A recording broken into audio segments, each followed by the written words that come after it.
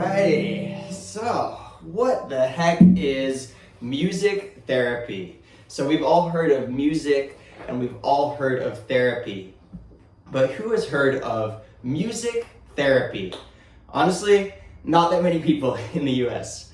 So music therapy is when a board certified music therapist works on non-musical goals with a client. So what does this actually mean? So someone who has undergone professional training in the form of an undergraduate or graduate degree, has done a 6-month internship and has also passed the board exam, becomes a music therapist.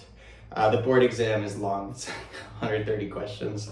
Actually, you answer 150 and 130 are scored, right? So, but what is it? What is it? So music therapy can work womb to tomb. So essentially, music therapists are working with prenatal care. So literally working with the caregiver to help deliver the baby, help the baby from inside, all the way to hospice care, where we're working on legacy projects and working on creating the best musical experiences that we can to help cope with the idea of death and moving on in the next life, right? Or whatever the spiritual beliefs are. So as music therapists, we wear many, many different hats, right? So we could be working with a physical therapist, an occupational therapist. I did this during my internship. We could also speech as well under that umbrella, right? We could be working on matching the music to movement, right? So as the client is stepping, we're playing a familiar song that they resonate with, that is gonna keep them with that temporal information, right? They're hearing the sounds, the rhythm to step with, or we could be using it for speech, finishing the end of a phrase, right, to a familiar song. Music actually engages the brain in a very interesting way, where it actually connects neural pathways in the brain. We can also use music with kids with autism. That's where I'm actually currently working at the music place in Sunnyvale. I'm working on kids. I'm working with kids on communication, sustained attention are big things, emotional expression, impulse control, executive functioning falls under that umbrella, right? So lots of different things. Now, what are we actually doing with the music?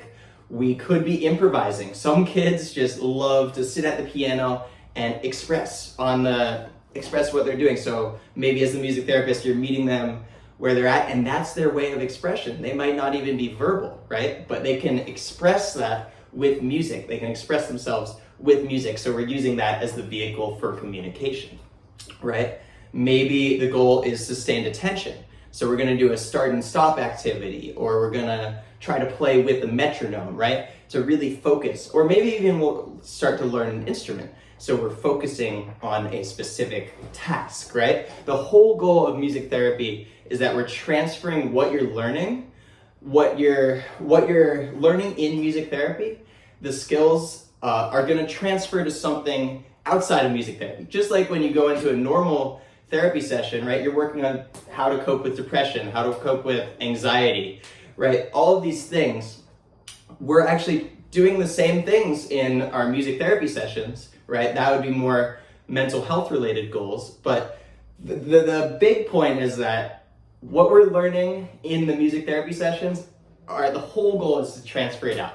We want to enhance the quality of life in other capacities outside of just music. That's what separates us from music educators, right? Music education can be a part of a music therapist, a music therapy session. It's not everything.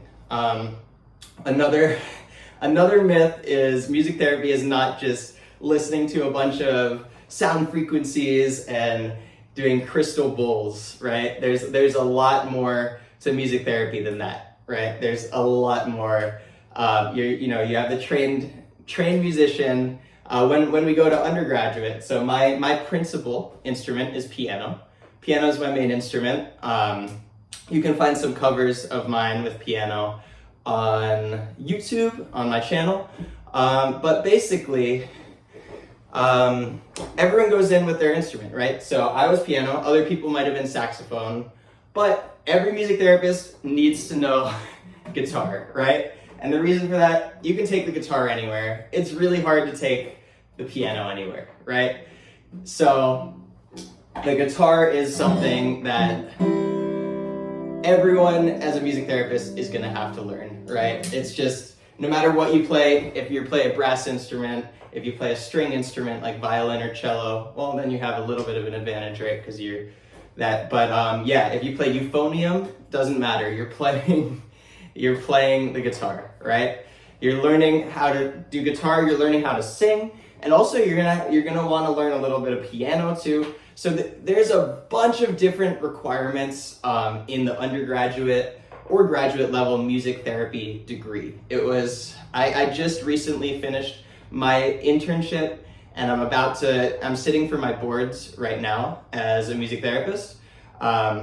So I guess technically I can't call myself a music therapist, but if July 9th, if I pass this exam, then I'm a board certified music therapist. So yeah, pretty cool stuff.